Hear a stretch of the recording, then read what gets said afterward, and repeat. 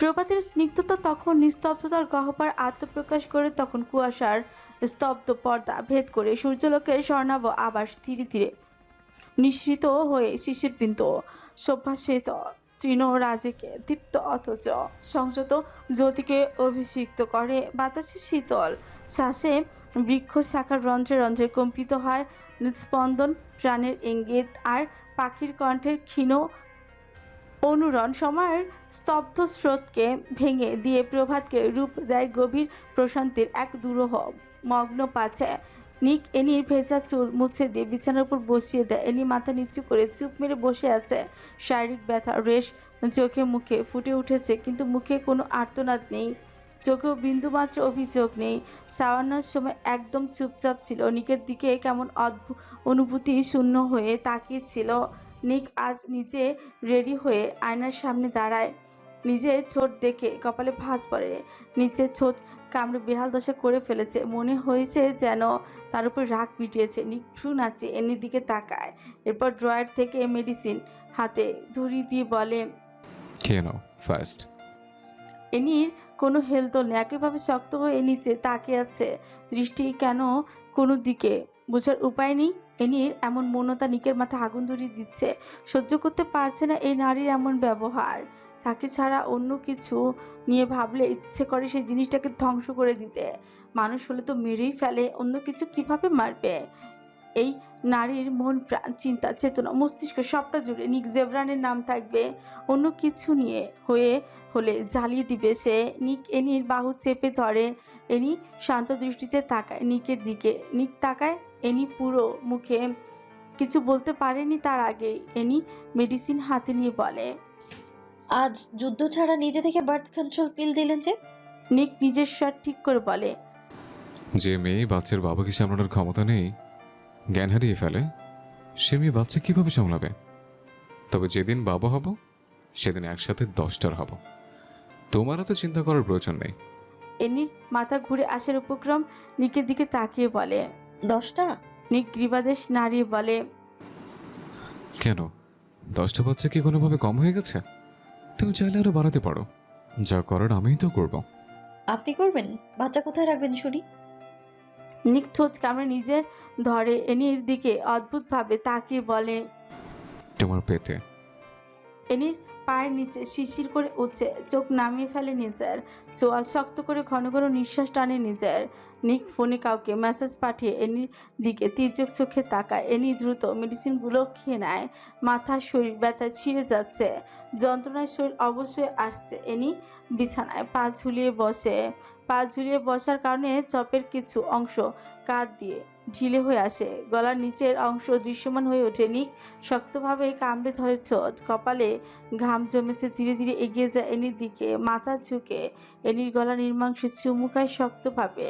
নিকের পাগড়াটে আচরণে এনি হেলে পড়ে একপাশে। নিকের চুল শক্তভাবে চেপে ধরে এনি দূরে সরিয়ে দিতে দিতে বলে, সরুন। নিক সহল না, তার ঠোঁটের স্পর্শ ধীরে ধীরে আরো নিচে নামতে থাকে। নিকের হাত চলে যায় উন্মুক্ত কোমরে। এনি এক হাতে শক্তভাবে আঁকড়ে ধরে লাল রঙের বিছানার চাদর, অন্য হাতে নিকের চুল ধরে রাখা। নিক মাতাল গলায় ফিসফিস করে বলে, আরেকবার হয়ে যাক। I can't control myself. এনির গলা শক্ত হয়ে আসে। বাঁচতে দিতে দিবেন তো নাকি? নিকের স্পর্শে থেমে যায়, মাথা তুলে তাকায় এনির দিকে। এনির চোখ মুখ শক্ত হয়ে আছে। নিকের চেহারা রং বদলে যায়, রাগে লাল হয়ে উঠে চেহারা। রাগে দাঁত পিষে এনির গাল চেপে ধরে বলে, আমার স্পর্শে মরে যাবে? এনি সামান্য ঠোঁট ভেজায়, কাপা গলায় বলে, নর্মাল ভাবে স্পর্শ করেন না আপনি, সহ্য করতে পারি না আমি, তাই মরার কথা বলেছি। So you don't like my touch, right? Then whose touch are you craving? নিক নিজের রাগটাকে নিয়ন্ত্রণ করে এনির কানের কাছে ঠোঁট খুশি বলে, আমার কথা মতো চললে দুনিয়ার সব সুখ পততল এনে দেব বলেছিলাম। নীলাভ চোখের পানি ঝরাতে মানা করেছে, কিন্তু একটা মুহূর্তে চোখের পানি আমার তৃপ্তির কারণ হয়। শুধুমাত্র এই সময়টাতে নিক জেফনার নিজেকে হারিয়ে ফেলে। কি হয় তোর জান? কষ্ট হয় বেশি? সময় হোক, মানিয়ে নেবে। সময়ের ভেতরে আমিও সহজ হওয়ার চেষ্টা করব। আমার স্পর্শ কি খুবই যন্ত্রণাদায়ক? এনি নিশ্চুপ হয়ে থাকে। কি উত্তর দেবে সে এখন? এনি নিশ্চুপ থাকাটা যেন নিকের ক্ষোভ আরো তীব্র করে তোলে। নিকের হাতের বাঁধন আরো শক্ত হয়ে ওঠে। এক ধাক্কা মেরে দিয়ে সরিয়ে দেয় এনিকে। এরপর সোজা হয়ে দাঁড়িয়ে টেবিলের উপরে থাকা গ্লাসটা থেকে সবটা পানি ঠকঠক করে গিলে নেয়। এনি তাকায় খালি গ্লাসটার দিকে। নিক খালি গ্লাসটাকে মেঝেতে ছুঁড়ে ফেলে। ছনছন শব্দে কাঁপিয়ে তোলে ঘরটাকে। নিক ক্রোধ নিয়ন্ত্রণ করতে না পেরে টেবিল লাথি মেরে রুম থেকে বেরিয়ে যায়। এনি ভয় পায় নিজেকে সিটি নিল। নিক চলে যাওয়াতে স্বস্তি নিঃশ্বাস ফেলে। ভাঙা কাচের টুকরোগুলোর দিকে তাকায়। সামান্য ছিল হেসে বলে, এই ভাঙা কাচের টুকরোগুলোর মতোই আমার আর আপনার সম্পর্ক। বৈধতা আছে কিন্তু মনের মিল নেই, মস্তিষ্কের মিল নেই, দেহের মিলন ঘটে কিন্তু আত্মার মিলন ঘটেনি একবারের জন্যও। খুব জঘন্য আপনি। এতটা নরপিশাচ না হলেও পারতেন। চোখের সামনে ভাসতে থাকে কিছু ভয়াবহ দৃশ্য। চল শক্ত হয়ে ওঠে এনির। চোখে মুখে ফুটে ওঠে তীব্র এক আক্রোশ। কাবার্ডের কাছে ছুটে যায় এক দৌড়ে। কাবারটা খুলে নিকের পার্সোনাল চাবুকটা হাতে তুলে নেয়। এনি চোখ বন্ধ করে কিছু একটা বিড়বিড় করে রুম থেকে বেরিয়ে আসে। নিক টর্চার সেলে বাটনের চাপ প্রয়োগ করতেই ফিকুচকে ফেলে। আগে থেকেই এটা খুলে রেখেছে। কাউচ সরিয়ে গ্যাংস্টার বস দ্রুত ভেতরে ঢুকে তার পেছন পেছন আসে এক রমণী। গ্যাংস্টার বস কি সেটা আদৌ বুঝতে পেরেছেন নাকি বুঝো না বুঝার অভিনয় করেছেন? নিক জেডের রুমের সামনে আসে স্তব্ধ হয়েছে। জেডের কাটা হাতটা ঝুলিয়ে রেখেছে দরজার সামনে। অন্য পাশে ঝুলিয়ে রেখেছে অন্ধকোষের আর পুরুষাঙ্গ। নিক ঠোঁট কামড়ে ধরে নিয়েছে। দরজা ঠেলে দ্রুত ভেতরে যায়। মেঝেতে পড়ে আছে জেডের নগ্ন ডেড বডি। মুখে অসংখ্য খামচি দাগ। পুরো শরীরে জ্বালিয়ে দেওয়া হয়েছে। নিকের মাথা ছিমছিম করে ওঠে হঠাৎ করে। গ্যাংস্টার বস চোখ বন্ধ করে নিজের মাথা দুই হাত দিয়ে শক্তভাবে চেপে ধরে। শরীরে ওজন ধরে রাখতে পারছে না, ঢলে পড়ে যায় মেঝেতে। মাথাটা মেঝেতে পড়ার আগে কেউ মাথার নিচে নরম জিনিস ঢুকিয়ে দেয়। মেহেরের জ্ঞান ফিরেছে অনেকক্ষণ হলো। আরিশ পাশে বসে মাথায় হাত বুলিয়ে দিচ্ছে। অন্য পাশে অধীরাজ, তানভি, দাদামশাই বসে আছে। মেহের সবার দিকে তাকায় এক পলক, শান্ত অথচ কাপড় গলায় বলে, ও আসেনি ভাইয়া? আরিশ চট করে বোনের দিকে তাকায়, কপালে চুমু খেয়ে বলে। এসেছিল, কাজের জন্য চলে গিয়েছে। মেহের হালকা হেসে বলে, আমার জায়গায় যদি ওর বউ থাকতো তাহলে কি ঠিক এভাবে কাজের জন্য চলে যেত ভাইয়া? আরিশ থমকে যায়। কিছু সময়ের জন্য বুকের উপর কেউ যেন পাথর চাপিয়ে দিয়েছে। মেহেরের জায়গায় যদি অ্যানি থাকতো তবে কি নিক সত্যি চলে যেত? কোনোদিনও যেত না। এনির গুলি লাগার পর নিকের সব পাগলামি আরিশ দেখেছে। মসজিদে গিয়ে নিঃশব্দ আর্তনাদ করেছে, এইসবও শুনেছে। এই পাষাণ ব্যক্তিটা পুরো দুনিয়ার মধ্যে শুধু একজনের প্রতি নরম হয়ে যায়। শুধু রাগ হিংস্রতার নিচে এই মায়াটা চাপা পড়ে যায়। আরিশ শান্ত কণ্ঠে বলে, চলে যেত। কেন যেত? ওই সময় তো ওনার বউ থাকতো। আরিশ ঘনশ্বাস নিঃশ্বাস নিয়ে বলে। এইসব কথা থাক আপাতত। এরপর দাদামশাইয়ের দিকে তাকিয়ে বলে, আপনি এখানে থাকুন দাদামশাই, আমি একটু প্রয়োজনীয় কাজে বাইরে যাব। চলে আসবো আবার 1-2 ঘন্টার পর। নাজলে আপু কোথায় ভাইয়া? আরিশ ফুট করে তাকায় মেহেরের দিকে। নাজরি নামটা আরিশের হৃদয়ে গিয়ে লাগে। এখন মানব বুঝে উঠতেও পারছে না এমন লাগে কেন। তবে এই নামটা সে সহ্য করতে পারে না। আরিশের কাট গলা। নেই সে। অনেকদিন হলো দেখি না। আরিশ উঠে দাঁড়ায়, এরপর শক্ত গলায় বলে, যে আমাদের না তাকে দেখার কোনো কারণ নেই। অপরিচিতরা 2 দিনের অতিথি থাকে মাত্র, 2 দিন থেকে আবার চলে যায়। তাদেরকে মনে রাখাটা বোকামি। মেয়ের আশ্চর্য হয়ে বলে, কি বলছো এসব? উনি তোমার স্ত্রী, অপরিচিত বলছো কাকে? ঝগড়া করেছো? আরিশ শক্ত চোখে তাকায় মেহেরের দিকে। মেহের ভয়ে চুপ হয়ে যায়। আরিশ বের হয়ে যায় রুম থেকে। মেহের হাঁ করে তাকিয়ে আছে দরজার দিকে। জীবনচক্র কিছুই আজকাল তার বোধগম্য হচ্ছে না। সবার কেমন উঁচু পাল্চা ঘোলাটে সম্পর্ক। রাজামশাই মেহেরের মাথায় হাত বুলিয়ে দেয়। মেহের নিঃশব্দে কেঁদে উঠে। তানভি চোখের পানি মুছে অধিরাজের দিকে রাগী দৃষ্টিতে তাকায়। শক্তভাবে ধরে অধিরাজের হাত। মেহেরের সাথে কথা না বলে অধিরাজকে টেনে নিয়ে যায় বাহিরে। অধিরাজ অবাক হয়ে বলে, মেয়েটার সাথে কথা না বলে এখানে নিয়ে এসেছো কেন? তানভি ইচ্ছে করছিল অধিরাজকে কাঁচা চিবিয়ে খেয়ে ফেলতে। গলার স্বর শক্ত করে যাতে দাঁত পিষে বলে, এতটা পাষাণ কেন তোমার বস? উনি খারাপ, পুরো দেশ জানে। কিন্তু এই বাচ্চা মেয়েটা কি অপরাধ করেছিল? ওর সাথে কেন এমন করলো? আরে ভাই, যদি ভালো না বাসতো তবে এমন মায়া দেখিয়েছিল কেন? পরিবার ছাড়া মানুষেরা বিবেকহীন হয় জানতাম, কিন্তু এতটা বিবেকহীন হবে ধারণা ছিল না। অধিরাজ চোখ পাকিয়ে তাকায় তানভীর দিকে। তানভি দুই কাঁধ শক্তভাবে চেপে ধরে, চোখে চোখ রেখে বলে, কথায় লাগাম টানো তানভি। পুরো দুনিয়া যেমন তেমন, কিন্তু বসের বিরুদ্ধে কোনো কথা আমি সহ্য করব না। তানভি ক্ষোভে অভিরাজের হাত ঝটকা মেরে ফেলে দেয়, তীব্র রাগে বলে, হ্যাঁ, তা সহ্য করবে কেন? পুরো দুনিয়া জাহান্নামে যাক, কিন্তু বস ঠিক থাকলেই হবে। কি জাদু করেছে তোমাকে এই লোক? দিনের পর দিন মেয়েটা ভালোবাসা আঁকড়ে ধরে বেঁচেছিল। পুরো রুম নিক জেভরানের ছবি পেন্টিং করে সাজিয়েছে সারপ্রাইজ দিবে বলে। সবটা কিন্তু মিস্টার নিক জানতেন। আর এইটা জানতেন, মেহের যদি নিককে না পায় তবে মেয়েটা মরে যাবে। তার প্রমাণ তো দেখতেই পাচ্ছ। শুভ্র বেড়ে ছোট্ট মেয়েটা লেপ্টে আছে, মুখে মলিনতা আর হাহাকারের ছাপ। কিন্তু তাতে ওনার কিছু যায় আসে না। মিস্টার নিক তো মিস্টার আরিশকে জীবনের থেকেও বেশি ভালোবাসে। তাহলে ওনার বোনকে এমন মৃত্যুর দরজায় ঠেলে দিয়েছেন কেন? হ্যাঁ, এখন বলতে পারো ভালোবাসা জোর করে হয় না। আমিও মানি সেটা। ভালোবাসা কোনোদিন জোর করে পাওয়া সম্ভব নয়, কিন্তু মানবতা, সম্পর্কের খাতিরেও অনেক কিছু আপন করে নিতে হয়। নিক জেভরান স্ত্রীর সঙ্গ লাভ করার আগে থেকে মেহের তাকে পাগলের মতো ভালোবাসে। এটা কিন্তু উনি জানে। মেহেরের মাথায় সমস্যা, অতিরিক্ত চাপ নিলে মৃত্যু ঝুঁকি রয়েছে, এটাও জানতেন। সব জানার পরেও উনি বিয়ে করে বউ নিয়ে সংসার করছে। এতদিনে হয়তো বাচ্চার বাবাও হয়ে গেছেন। আর এইদিকে তাকে পাগলের মতো ভালোবাসলো যে মেয়েটা, সে জানতেই পারল না তার প্রেমিক পুরুষ অন্য নারীর লিখিত দলিল হয়ে গিয়েছে। একপাক্ষিক ভালোবাসাগুলো এত যন্ত্রণাদায়ক কেন? সব বাদ দিয়ে দিলাম। আরিস স্যারকে ভালোবেসে অন্তত পারতেন মেহেরকে আপন করে নিতেন। মেহেরের কিছু হলে আরিস স্যার পাগল হয়ে যাবে, এটা উনি জানেন। তবুও উনি কিছুর পরোয়া করলেন না। এই তার বন্ধুত্ব। বিয়েটা কয়দিন পরে করলেও তো পারত।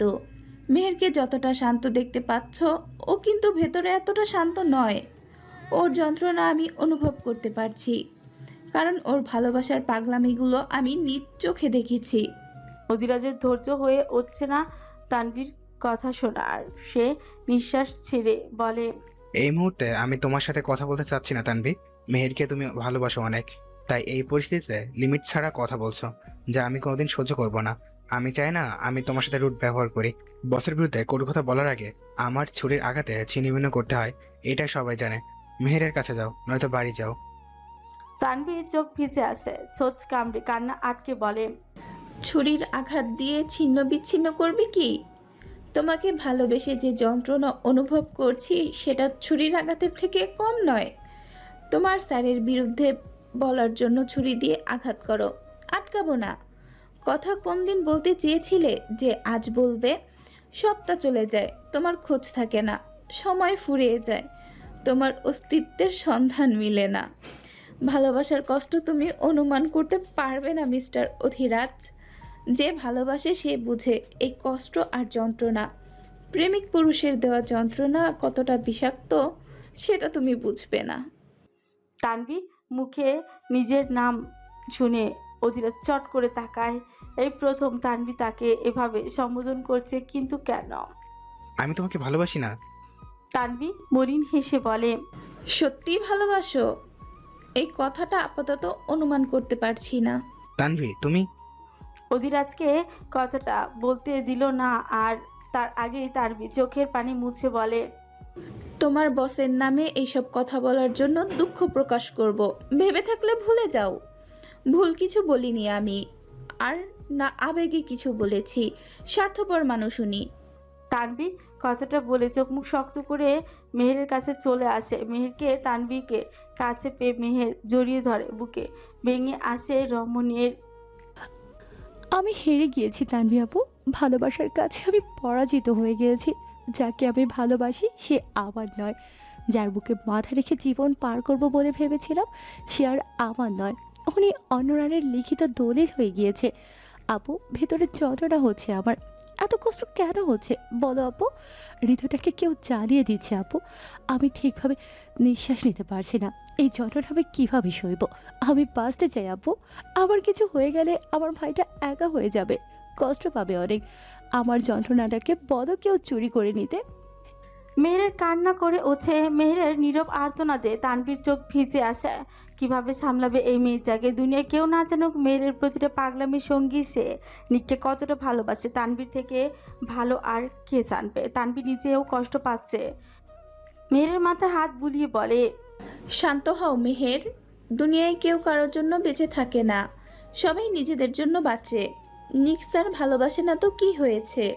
আমরা সবাই তো ভালোবাসি। নিক স্যারের সাথে কথা বলবে? মেহের শান্ত হয়ে আসে, মাথা নিচু করে দিয়ে বলে, এই জীবনে আমি পুরুষটার সামনে যেতে চাই না। প্রয়োজনে নিজেকে শেষ করে দেব, তবু আমি মেহেরি বা মেহের নিক জেবরানের কাছে উত্তর চাইব না। তানভি আপু, উত্তর তার কাছে যাওয়া হয় যে কিছু জানে না, কিন্তু আমি উত্তর কার কাছে চাইব? সে সব জেনেও আমাকে এইভাবে ভেঙে চুরমার করে দিয়েছে। আমি উত্তর চাই না, যেতে চাই না ওই লোকের সামনে। অন্য নারীর স্বামীর কাছে নিজের ভালোবাসার উত্তর চাওয়াটা লজ্জাজনক। মেহের কথাগুলো বলছিল আর কান্নার কানে ফুপে ফুপে উঠছিল বারবার। তানভি মলিন হেসে মেহেরের মাথায় চুমু খায়। জীবনে অনেক কঠিন পরীক্ষা দিয়ে পার করতে হয়। ভালোবাসা নামক কঠিন পরীক্ষাটা সৃষ্টিকর্তা না দিলেও পারত। যাকে এত করে চাইলাম সে আমাকে চাইলো না, অন্য নারীকে বুকে নিয়ে রাত পার করছে, আর আমি পার করছি একটা যন্ত্রণার অস্থিরতা নিয়ে। অগ্নিগর্ভ ক্রোধে দগ্ধ সেই রমণী যেন মুহূর্তেই মানবী থেকে রূপ নেয় এক দুর্দমনীয় বিভীষিকায়। তার শ্বাস প্রশ্বাস ভারী হয়ে ওঠে, চোখ দুটো জ্বলে ওঠে অবদমিত যন্ত্রণার অশান্ত আগুনে। তার প্রতিটি চাবুকের ঘূর্ণনে বাতাস নিজেই কেঁপে ওঠে আতঙ্কের অদৃশ্য আর্তনাদে। তার রাগ নিছক উন্মাত্ততা নয়, এ এক দীর্ঘদিনে জমে থাকা ক্ষোভের বিস্ফোরণ। যেখানে অবহেলা, অপমান আর নীরব ক্ষত একাকার হয়ে নিষ্ঠুর দৃঢ়তার রূপ নিয়েছে, চোয়াল শক্ত হয়ে আছে দৃঢ়, কঠোর থেকে কঠোর হয়ে উঠেছে মুখায়বে এমন এক ভয়াল স্থিরতা যে তা দেখলে সাহসী মনও শিউরে উঠছে। নীরব সহন আর আত্মগোপন যন্ত্রণা একত্র হয়ে তার চেতনাকে করে তোলে কঠোর ও নিষ্ঠুর দৃঢ়তায় সংহত। তার দৃষ্টিতে জমাট বাঁধে শীতল ক্রোধের অবিচল স্তর, চোখের গভীরে খেলা করে এমন এক ভয়াল স্থিরতা। শ্বাস প্রশ্বাসের আরও ভারী ও সংযত হয়ে উঠেছে। তার প্রতিটি নিঃশ্বাসে অনুভূত হয় দগ্ধ অভিমান, অপ্রকাশিত ক্ষোভের প্রচ্ছন্ন গর্জন। অনুভূতিগুলো পাথরে রূপান্তরিত হয় আত্মরক্ষার কঠিন প্রাচীর গড়ে তুলতে। নিকের দুই হাত পা বেঁধে রেখেছে একটা শক্ত চেয়ারের সাথে, সামান্য নড়াচড়া করার ক্ষমতা নেই তার। শান্ত দৃষ্টি অগ্নিমূর্তি হয়ে দাঁড়িয়ে থাকা এনির দিকে, ঠোঁট কেচে রক্ত পড়ছে, পুরো শরীরে চাবুকের আঘাতে জখম হয়ে গিয়েছে, রক্ত চুইয়ে চুইয়ে পড়ছে শরীর থেকে। খালি শরীরে একটা চাবুকের বাড়ি দাগ কেটে দিচ্ছে। বর্তমানে এনিকে দেখলে কেউ জীবনও বলবেন এই রমণী সৌন্দর্যের প্রতীক, যার সৌন্দর্যের পাগল হয়ে মাফিয়ারা গন্তব্য হারা হয়ে আছে, উন্মাদ হয়ে তাকিয়ে আছে তার দিকে। একবার মাফিয়ারা এই রূপ দেখলে হয়তো বিছানা নিয়ে যাওয়ার ইচ্ছে পোষণ করতোই না। এনির চোখ থেকে যেন আগুন পড়ছে, সোনালি চুলগুলো কেমন আজ ভয়ানক দেখাচ্ছে। নীল চোখের মণিতে এক উন্মাদ হিংস্রতা। একসাথেই 10টা চাবুকের আঘাত বসে পড়ায় নিকের পেঁচে, সেই সাথে সাথে রক্ত ছিটকে পড়ে এনির মুখে। নিক সব সময়ের মতো শক্ত হয়ে তাকিয়ে আছে সামনের রমণীটার দিকে, এমনভাবে তাকিয়ে আছে যেন এই মুহূর্তে ভালোভাবে না দেখলে অনেক কিছু মিস করে ফেলবে। ধূসর চোখ দুইটা হাসছে, ছোচকেছে, রক্তাক্ত হয়ে পড়েছে মুখে। কোনো চাবুকের আঘাত নেই, সব আঘাতই পিছে পেজ জুড়ে। এনি হাঁপিয়ে উঠছে, ধপ করে বসে পড়ে টর্চার সেলের নোংরা মেঝেতে, চোখ তুলে নিকের দিকে তাকায়। রক্তাক্ত নিককে দেখে দু কদম পিছিয়ে যায়। ফর্সা সেটা রক্তে লাল হয়ে পড়েছে। 42টা চাবুক মেরে এনি হাঁপিয়ে উঠেছে, চুল খামচে ধরে কান্না করে ওঠে। ছেড়ে দেওয়ার জন্য মিনতি করুন আমার কাছে, নিজের পাপের ক্ষমা চান। আর পারছি না আমি আপনাকে আঘাত করতে। কে পুরো রক্তাক্ত হয়ে আছে, ছোচ কপাল ফেচে রক্ত পড়ছে। রক্তাক্ত ছোটটাকে নাড়ানোর চেষ্টা করছে ঠোঁটের কোণে, হাসি ফুচিয়ে বলে, এই কয়টা চাবুক মেরে হাঁপিয়ে উঠলে?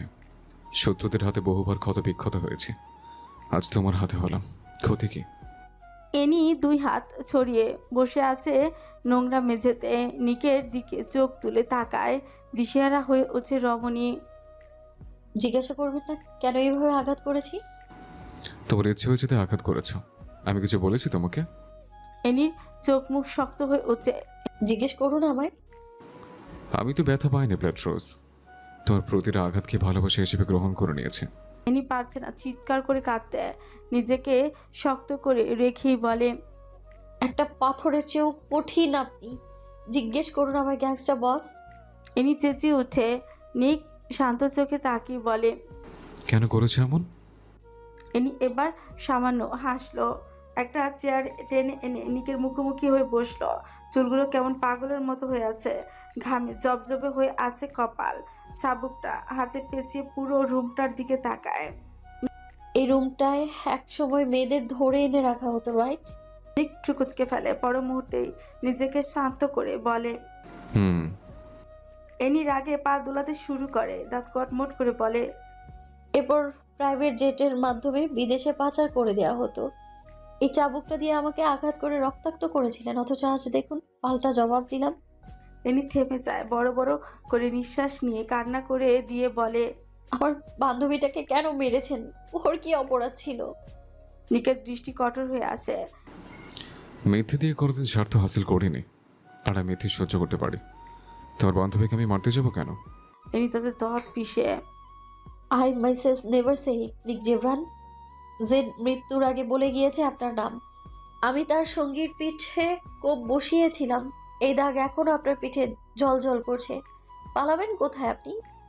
নিকের দৃষ্টি আবারও শান্ত হয়ে আসে। সেদিন আমি পৌঁছানোর আগে তোমার বান্ধবীকে অলরেডি মেরে ফেলা হয়েছিল, তুমি নিজেও দেখেছ আমি কি করেছি।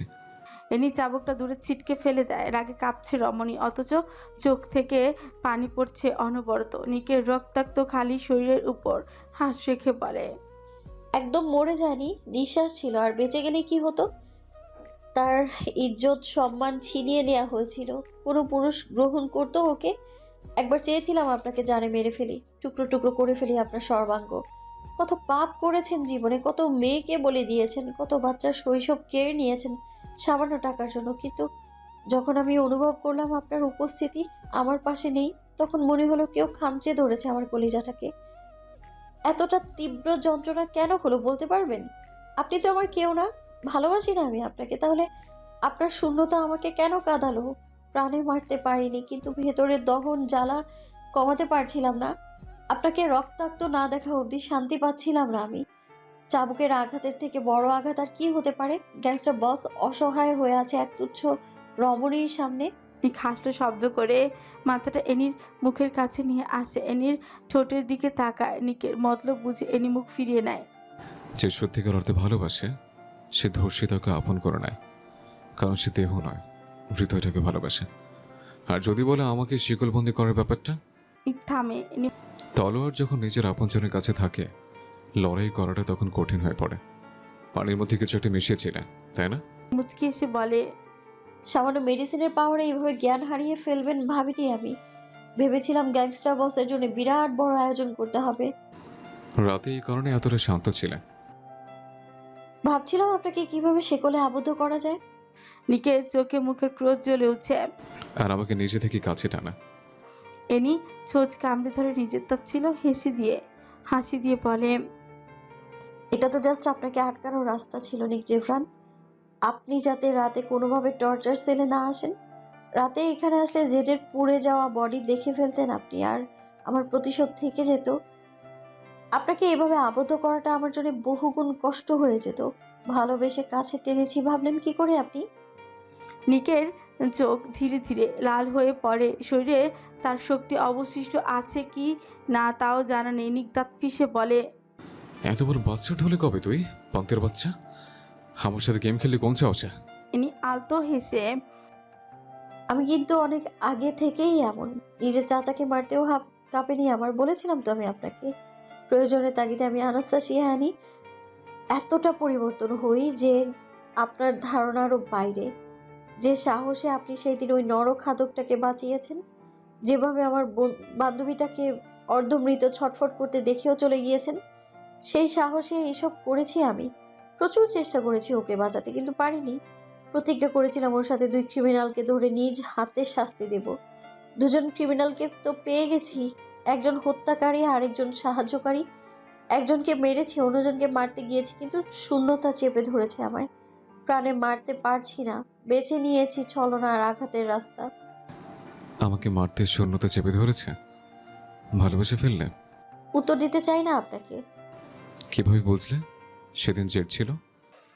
এনি হেসে বলে, ওকে তো মারতে গিয়েছিলাম নরখাদক ভেবে। সেদিন মেয়েটার আর্তনাদ দেখে জানোয়ারটাকে খুন করতে গিয়েছিলাম, কিন্তু ভাগ্য এইভাবে সহায় হবে কিভাবে বুঝবো? ভাগ্যিস আঙুল কেটে দিয়েছিলাম, একটা চিহ্ন রেখেছিলাম নরখাদকটার।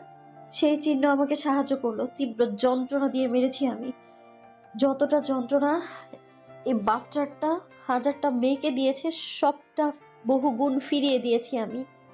নিকের চোখ দুইটা ঝাপসা হয়ে আসছে। নিজের রক্তাক্ত ঠোঁট কামড়ে ধরে বলে, কিভাবে মেরেছো ওকে? এনি শক্তভাবে চেয়ারটাকে চেপে ধরে মাথা নিচু করে বলে, অপেক্ষা করুন, শান্ত হতে দিন আমায়। এনি জেডকে ড্রিঙ্কর অফার করতে জেডের চোখ মুখে লালসায় ছলছল করে ওঠে। এনির অন্তরে ভয়, তবে মুচকি হাসি মুখে। জেড ড্রিঙ্কস করতে চাইলই না। কখন এই রূপবতীকে নিজের নিচে পিষ্ট করবে সেই লালসায় অস্থির। মাথা থেকে বের হয়ে গিয়েছিল এই রমণী কার সম্পদ। সামান্য স্পর্শ করার জন্য তার হাতটা এই কেটে দেওয়া হয়েছে। এই রমণী সর্বাঙ্গ ছুঁয়ে দিলে ঠিক কী অবস্থা করবে সাইকোটার খেয়াল নেই। লালসায় পাগল হয়ে যাওয়া উন্মাদ পুরুষটা এনির দিকে এগিয়ে যায়। এনি হুট করে বিছানা থেকে উঠে দাঁড়িয়ে যায়। রাগে জেডের চোখ ঝলঝল করে উঠছে। এনি উঠে যাওয়া তার ধৈর্যের বাহিরে চলে যাচ্ছে। উন্মাদ হয়ে উঠেছে তার পুরুষ মন। জেড বিকৃতভাবে হেসে জিহ্বা দিয়ে ঠোঁট ভেজায়। এরপর এনি 2 হাত চেপে ধরে বিছানার ধাক্কা মেরে ফেলে দেয়। এনি ভয় পেল, নিজেকে সংযত রাখে। জেডের চোখে চোখ রেখে নিচের ঠোঁট কামড়ে ধরে বলে, এইভাবে ঠিক জমবে না মিস্টার জেড। প্রথমবার ছুঁয়ে দেবে আমায়, তার আগে সামান্য সেলিব্রেশন তো করাই যায়। চলো আগে ড্রিঙ্কস সেলিব্রেশন করি, একটু সামথিং সামথিং হয়ে যাক। আমি আবার ওয়াইন না খেলে শক্তি পাই না, বুঝলে? এনি ঠোঁট কামড়ে দেখে জেড নিজেকে আর সংযত করতে পারছে না। এই নারীকে এই মুহূর্তে না পেলে সে মরেই যাবে। এনি জেডের 2 বাহু ধরে বিছানায় বসিয়ে দেয়। এরপর নিজ হাতে ড্রিঙ্কস বানিয়ে জেডের হাতে দেয়। চলো 2 গ্লাস খাওয়া যাক, এরপর না হয় বাকি কাজ করব। জেড এনির দিকে তাকে পুরোটা গিলে ফেলে। এনি খেলই না, গন্ধ নাকে যেতে কেমন বমি বমি লাগছে। মনে হচ্ছে এই বুঝি পেচ উল্টে নাড়ি বুড়ি সব বের হয়ে আসবে। এতটা বিশ্রী গন্ধ, অথচ শুয়োরের বাচ্চাগুলো কতটা আয়েস করে এইসব গিলে। এনি জেডের আড়ালে কখন অজ্ঞান হওয়ার মেডিসিন মিশিয়েছে সেটা কামনার কাতর হয়ে থাকা পুরুষটা দেখতেই পেল না। এনি শুধু একাধার ড্রিঙ্কস তৈরি করে দিচ্ছে আর জেড গিলে যাচ্ছে। তার লালসা দৃষ্টি এনি সর্বাঙ্গে, চোখ মুখ লাল হয়ে উঠেছে তার। আচমকা এনি নজরে যায় জেডের কাঁচা আঙুলের একটা কাটা আঙুল এই নরখাদকের, একটা আঙুল এই খাদকের নেই। এনি কাপা গলায় জেডের দিকে তাকিয়ে বলে, এই আঙুল কেটেছে কি করে? জেড নেশায় বুঁদ হয়ে উঠেছে নিজের আঙুলের দিকে তাকিয়ে বিকৃত হেসে বলে। অনেক আগেই কেটেছে। এনি অস্থির হয়ে বলে, হ্যাঁ, কিভাবে কেটেছে তোমার আঙুল? জেড ওয়াইনচুকু গিলে সামান্য রাগী কণ্ঠে বলে, এক মেয়েকে ছিঁড়ে খাচ্ছিলাম, হুট করে এক চৌয়া এসে আমার আঙ্গুলটা কেটে দিল। মাগিটারে কিছু করতে পারেনি, আমাকে মারতে এসেছিল। নিক সেদিন না আসলে দুটাকে একত্রে ছিঁড়ে খেতাম। শালি মাদারফাকের দল। এনি মাথা ঘুরে আসার উপক্রম পায়ের নিচের শিশির করে উঠেছে। তাহলে সেদিন এই নরপিশাচটাই ছিল, নিক ছিল। ব্যাপারটা অনুভব করতেই যেন কলিজা কেউ শক্তভাবে চেপে ধরেছে। এনি কান্না করতে গিয়েও আটকে যায়। শরীর ভেঙে আসছে তার। এই মুহূর্তে ভেঙে পড়া উচিত নয়। সামনে এক জানোয়ার রূপী দানব বসে আছে। এর সামনে ভেঙে পড়া মানে নিজেকে বিলিয়ে দেওয়া। যা করতে হবে সব শান্ত জ্ঞানেই। জেড আর ধৈর্য রাখতেই পারল না। বিছানা থেকে উঠে এনির হাত ধরতে যাবে তার আগে এনি ছিটকে দূরে সরে যায়। জেড কপাল কুঁচকে তাকা এনির দিকে। রাগে এনির পুরো শরীর কাঁপছে। হিংস্র মানবীর মতো নীলাভ মণি লাল হয়ে চলচল করছে। জেডের দিকে বাজ পাখির ন্যায় তাকিয়ে আছে, যেন এই দৃষ্টি বলে দিচ্ছে এই মুহূর্তে তাকে কথা চিবিয়ে খাবে। জেড মাতাল হয়ে ভালোভাবে তাকাতে পারছে না, তার উপর এই মেডিসিনের রিয়াকশন ধীরে ধীরে পড়তে থাকে। জেড মাথায় চেপে ধরে এনির দিকে তাকায়, হাত দিয়ে ইশারা করে বলে, এই প্রথম কোনো মেয়েকে আমি ইশারা করে কাছে টানছি।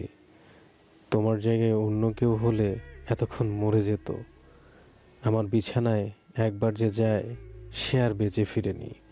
আমার পুরুষাঙ্গ একবার প্রবেশ করালে সে কুত্তার মতো ছটফট করে, এমনভাবে চিৎকার করে যে গলার রগটা যেন ছিঁড়ে যাচ্ছে।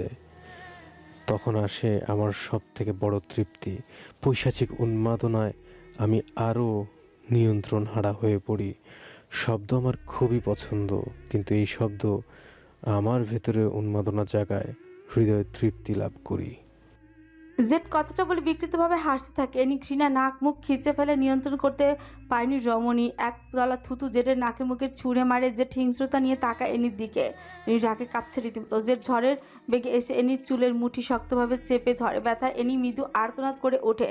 জেড এনিকে হেসে বিছানার কাছে নিয়ে যেতে থাকে, রাগে গর্জে ওঠে। মাগি আমার মুখে থুতু দিচ্ছে কোন সাহসে? নিজেই তো মূর্তি এলি আমার কাছে, এখন আবার তেজ দেখাচ্ছিস কাকে? তোর সাথে তো আমার এমনিতে অনেক হিসেব বাকি। আমার হাত কেটেছিস তুই বেশ্যা। এতদিন তো গ্যাংস্টার বসকে খুশি করলি, আজকে আমাকে তৃপ্তি দে।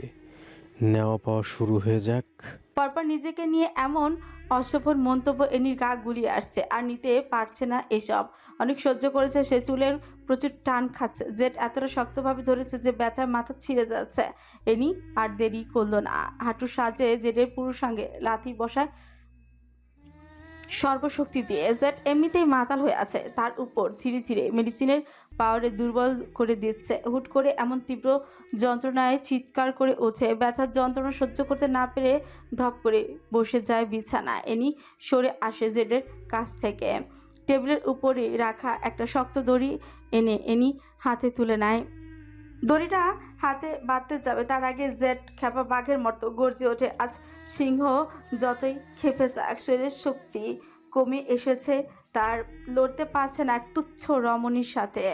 দুই হাত থাকলেও হয়তো এতক্ষণে এনির অবস্থা খারাপই করে ফেলতো, কিন্তু এক হাত দিয়ে মাতাল অবস্থায় এনির সাথে মোকাবেলা করতে পারছে না। জেড এনির বুকে খামচে ধরতেই এনি সর্বশক্তি দিয়ে দাঁত বসিয়ে দেয়। এমন জায়গায় ধরেছে যে এনির মাথা ঘুরছে। ইচ্ছে করছে জেডকে এই মুহূর্তে চালিয়ে পুড়িয়ে ছাড়খাড় করে দিতে। জেড এনির কোমরের তোয়াক্কাই করল না, হিংস্র পশুর মতন গর্জন করছে আর অশোভন গালিগালাজ করছে। এনি একটুও ঘাবড়ায়নি। জেডের পাগড়াটে আচরণ থেকে বাঁচতে স্টিলের ওপরে রাখা ছুরিটাই নিয়ে ওর বাকি হাতটায় কোপ বসায়। সাথে সাথেই জেড কলিজা ফাটিয়ে চিৎকার করে ওঠে। হাতে ধরে রাখা গলা কাটা মুরগির মতো ছটফট করতে থাকে। এনি ভয় পেলেও শান্ত করলো নিজেকে। শক্তভাবে দড়ি দিয়ে জেডকে বেঁধে ফেলে। জেডের চোখ দিয়ে যেন আগুন বের হচ্ছে, ছটফট করে উঠছে। ফাক ইউ খানকির বাচ্চা, তোকে শুধু একবার হাতের কাছে পাই আমার গ্লাসে গিয়ে মিশিয়েছিস। নিজেকে ধরে রাখতে পারছি না কেন? শক্তি ফুরালে কোনো আমার মাগি তোর যদি না ছিঁড়ে খেয়েছি, তবে আমার নিজের শরীরের কাঁচা মাংস চিবিয়ে খাবো। খুল আমাকে। এনি আবারও থুতু মারল জেডের মুখে। জেড মুখটা সরিয়ে নিলে একপাশে।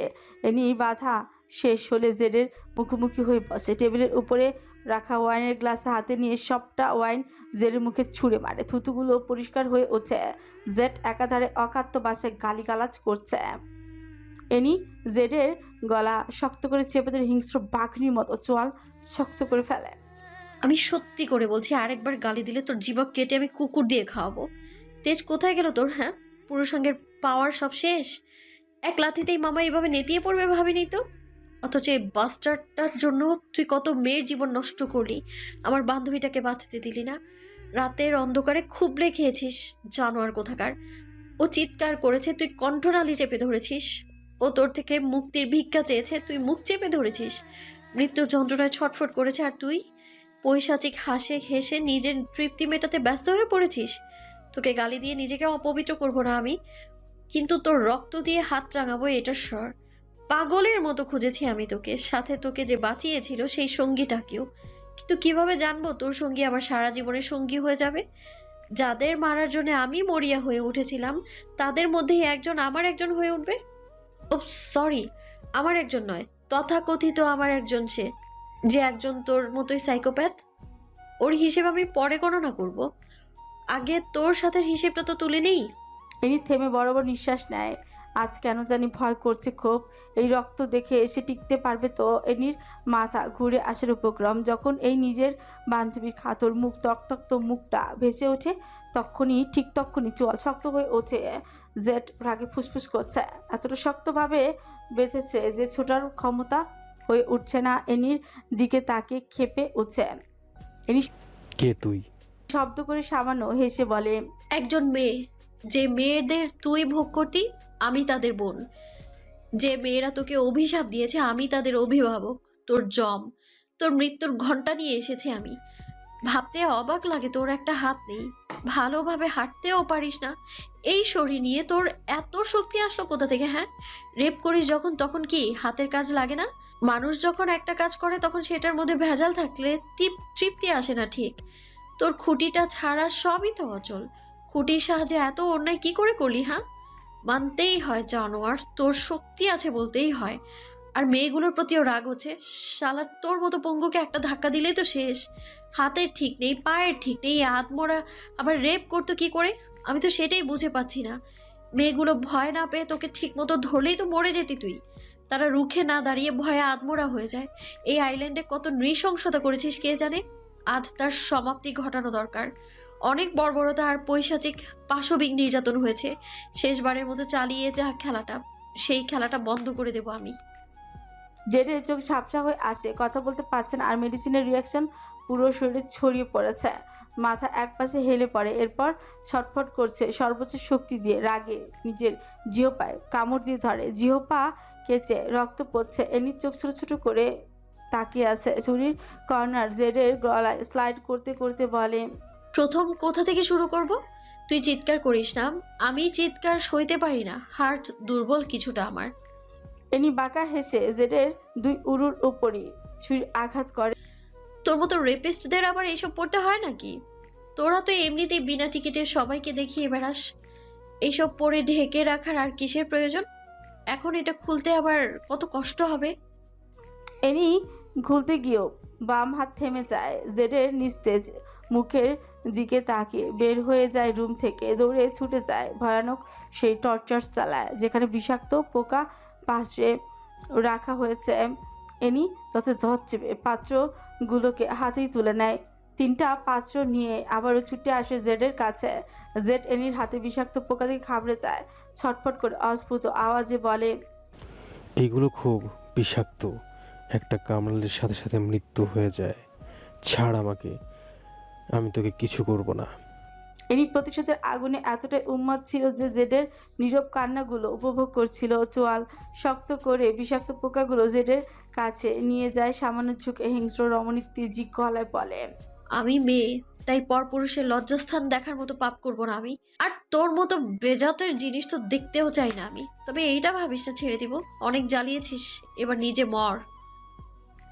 এনি কথাটা বলে কিছু পোকা আন্ডার প্যান্টের ভেতর ঢুকিয়ে দেয়। মুহূর্তের মধ্যে জেড গলা কাটা মুরগির মতো ছটফট করতে থাকে। একটা পোকার কামড় যেন ওর জীবন বের হয়ে আসছে। একটা চিৎকার যেন প্রতিটি নিরীহ মেয়েদের চিৎকারকে ফিরিয়ে দিচ্ছে। এনি চোখের পানি টলমল করছে, ছোঁচ কামড়ে ধরে বলে, আমি সত্যি করে বলছি, যদি চিৎকার শোনার ক্ষমতা আমার থাকতো তবে আমি আনাস্তাসিয়া অ্যানি তোকে এমনভাবে কষ্ট দিয়ে মারতাম যে সবাই দেখলে কেঁপে উঠতো। আমি ঘুমন্ত মানুষকে মারার সাহস করতে পারি, কিন্তু সজাগ মানুষকে মারতে গেলে আমি নিজেই জ্ঞান হারিয়ে ঢলে পড়বো। তবুও তোকে কষ্টে দেখতে চাই আমি, তোর যন্ত্রণার আর্তনাদ শুনতে চাই আমি। জেডের পুরো শরীর ঘেমে যাচ্ছে, গলা কাটা মুরগির মতো ছটফট করছে অনবরত। দড়ির ঘর্ষণে হাত পা কেটে রক্তাক্ত হয়ে পড়ছে, জিহ্বা বের হয়ে আসতে চাইছে, চোখ উল্টে উপরে আসার উপক্রম। যন্ত্রণা অস্থির হয়ে জেড আর্তনাদ করে ওঠে, ছাড়ো আমাকে, সহ্য হচ্ছে না। এনি অনেক তৃপ্তি পেল, হেসে বলল, এইভাবে কি মেয়েগুলো কাতরাতো? হ্যাঁ, এইভাবেই তো যন্ত্রণায় ছটফট করতো। তুই কি ছেড়ে দিতি? আহা, আরো পৈশাচিক ভাবে গলা ফাটিয়ে হাসতি তুই। তৃপ্তি অনুভব করতি মেয়েদের যন্ত্রণায়। মেয়েদের বুকের নরম মাংসে যখন খুবলে ধরতি, তখন আমার বোনগুলো যন্ত্রণায় চিৎকার করে উঠতো। আমার বোনগুলোর পেট থেকে যখন কাঁচা মাংস খুবলে চিবিয়ে খেতি, তখন তারা কুত্তার মতো ছটফট করতো। পিপাসায় যন্ত্রণায় দিশেহারা হয়ে পড়তো। যখন তুই নিজের পুরুষত্ব খাটাতি, তখন আমার বোনেরা চিৎকার করে ইজ্জতের ভিক্ষা চাইতো। কিন্তু তোর মতো অমানুষের মায়া হলো না, তাই না? একটা বারের জন্যও দয়া হলো না তোর? তাহলে আজকের দিনে দাঁড়িয়ে ভাবলি কি করে তোর জন্য মায়া করব? আমি আই রিপিট, যদি আমি চিৎকারের আওয়াজ সহ্য করতে পারতাম, তবে আমি তিলে তিলে মারতাম তোকে। তুই একটা মানুষ খেয়ে খুব বিকৃত মস্তিষ্কের সাইকোপ্যাথ। বেঁচে থেকে মেয়েদের জীবন জাহান্নামে পরিণত করবি তুই, তোর মতো বাস্টার্ড। এনি চিৎকার দিয়ে উঠে ধারালো ছুরিটা জেডের পেটের ভিতরে ঢুকিয়ে দেয়। রক্ত ছিটকে পড়ে মানবীর চোখে মুখে। এনি চোখে উন্মাদনায় লাল হয়ে ওঠে। এই রমণী কি ভয়ানক! রক্তে ফোবিয়া বলে কান্নাকাটি করে বুক ভাসিয়ে দেয়, অথচ পরপর কতগুলো খুন করে ফেল নৃশংসভাবে। যন্ত্রণায় জেডের জিহ্বা বের হয়ে আসে অর্ধেকটা। চিৎকার করে চেঁচাতে থাকে জেড আর্তনাতে দেয়ালগুলো যেন ফেটে যাচ্ছে। এনি পেট থেকে ছুরিটা বের করে জিহ্বায় টান দেয়। পুরোটা জিহ্বা কেটে এনির হাতেই চলে আসে। এনি জিহ্বার দিকে তাকিয়ে বলে, এই জিবা দিয়ে রক্তের স্বাদ নিতি? ছি, জাহান্নামে তোর মতো জানোয়ারের স্থান হোক। যেটা হাত পা নিস্তেজ হয়ে আসে। পোকাগুলোর বিষাক্ত কামড়ে পুরো শরীর নীল হয়ে উঠে ধীরে ধীরে। রক্ত লাল হয়ে পড়ে সাদা মেঝে। পুরো শরীর ক্ষত বিক্ষত। এনি চোখের ভেতরে ছুরি ঢুকিয়ে বলে, এই চোখ দিয়ে হাজার মেয়ের উপর লালসার দৃষ্টি নিক্ষেপ করতি না? ধ্বংস হোক এই চোখও। জেরে নড়াচড়া না দেখে এনির মনে সন্দেহ জাগে। নাকের কাছে আঙুল নিয়ে যায়। এনির চোখে মুখে তৃপ্তির হাসি। দেশ থেকে একটা নরখাদককে মারতে পেরে এনি খুশিতে আত্মহারা হয়ে ওঠে।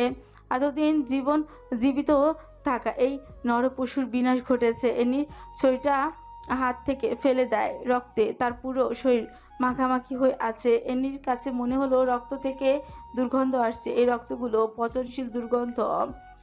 এনি জেডের ক্ষতবিক্ষত হয়ে থাকা নীলচে দেহটার দিকে তাকায়। মুখের দিকে তাকানোর সাহস আর হলো না। চোখ দুইটা তুলে ফেলে বিভৎস দেখাচ্ছে। এনি চোখ বন্ধ করে কান্না করে উঠছে, তোর মৃত্যুর প্রতিশোধ নিতে পেরেছি আমি। জানোয়ারটাকে অনেক কষ্ট দিয়ে মেরেছি, তুই দেখতে পাচ্ছিস তো? এলিসা দেখ, তোর মৃত্যুর বদলা নিয়েছি আমি। এই বাস্টারটা আর বেঁচে নেই। তুই আমাকে বলেছিলি না আমি যাতে ওকে খুব কষ্ট দিয়ে মারি? দেখ বোন আমার, অনেক কষ্ট দিয়ে মেরেছি আমি।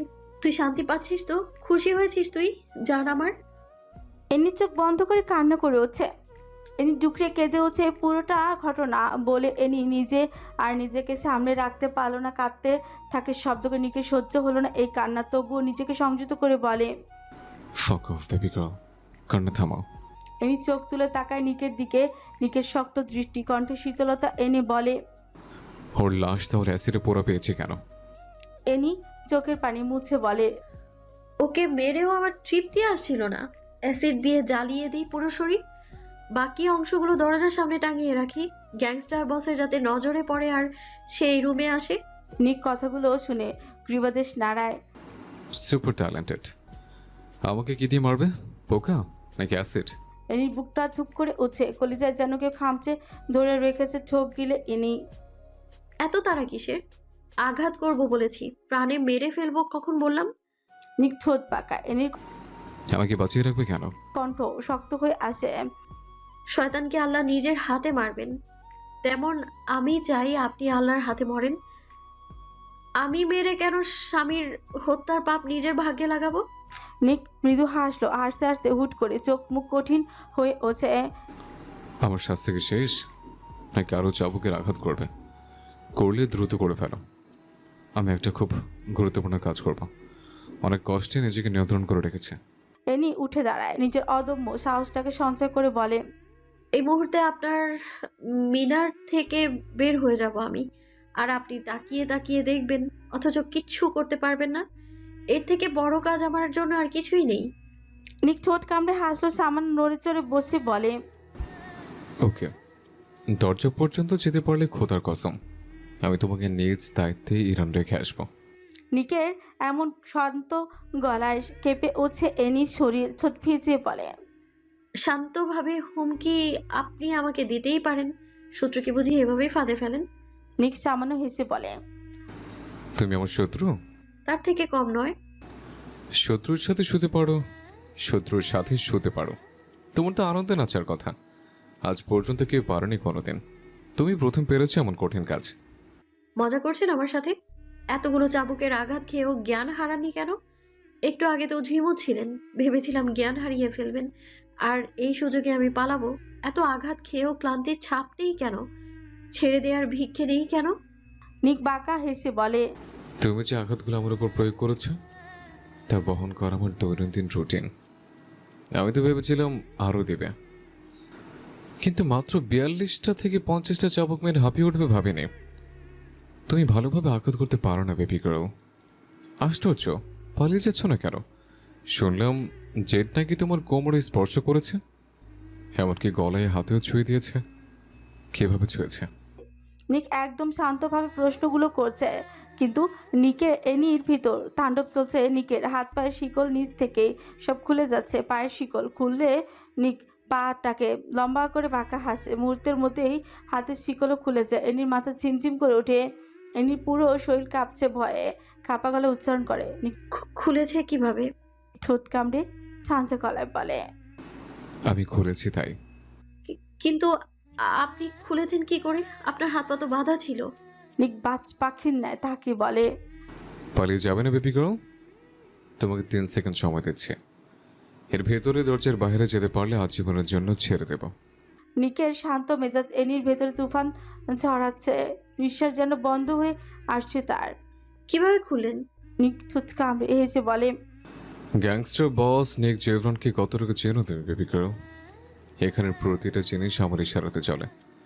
তুমি যে রাস্তা দিয়ে হাঁটছ সেই রাস্তা আমি বহু আগেই কঠিনভাবে পার করে এসছি।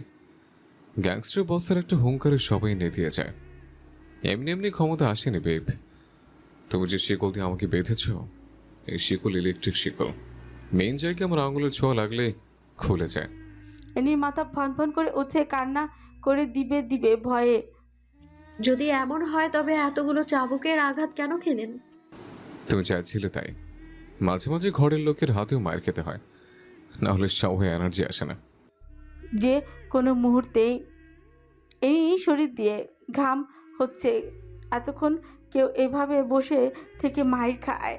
লোকটা চাইলেও তো শিকল খুলে এনি গলা টিপে ধরতে পারতো, কিন্তু সেটা না করে অনবরত রক্তাক্ত হয়েছে। এখন কি হবে তার সাথে? এখন এনি অবিশ্বাস নিয়ে তাকায় নিকের দিকে। থরথর করে কাঁপছে তার শরীর। নিকের শরীরে আঘাতের চিহ্ন ফুলে উঠেছে, লাল রক্ত জমাট বেঁধে কালো হয়ে গেছে। শান্ত কথার পিছনে কেমন হুমকি লুকিয়ে আছে এনি জানা নেই। তবে এই মুহূর্তে পালিয়ে যাওয়াটাকে উত্তম মনে হলো। 3 সেকেন্ড পার হয়ে যাবে তার সন্দেহ নেই, এনি পালাতেই যাবে। এমন সময় নিক বলে উঠছে। 10 সেকেন্ড শেষ। বলেছিলাম পালাতে, কিন্তু তুমি পারোনি, তাই তোমাকে আর ছাড়বো না। এনি পা থেমে যায়, ঘাড় ঘুরিয়ে বলে। সময় কাউন্ট হলো কখন? আমি তো এক পাও রাখতে পারিনি। এনি কিছু বলতে গিয়েও থেমে যায়। নিকের মুখ চোখ দেখে চোখ বন্ধ করে ফেলে সেই আগের হিংস্রতা চোখে মুখে। নিক এনির কোমর পেঁচিয়ে ধরে শক্তভাবে, গলায় স্লাইড করতে করতে বলে। যখন বলেছি তখন থেকে সময় কাউন্ট করেছে। পরপুরুষ লালসা দৃষ্টি দিয়েছে, কোমর গলা পেট ছুঁয়ে দিয়েছে। কি করেছে তোমাকে বেবি গার্ল? এক কাজ করি, চলো শরীরের চামড়া খুলে ফেলে তোমার, এতে আমি অনেক শান্তি পাবো। আর নয়তো নগ্ন হও, আমার রক্ত দিয়ে তোমার শরীর রাঙিয়ে তোলো। আমার উন্মাদ মনের শান্তির প্রয়োজন, নাহলে ধ্বংসলীলা চলবে এই শহরে।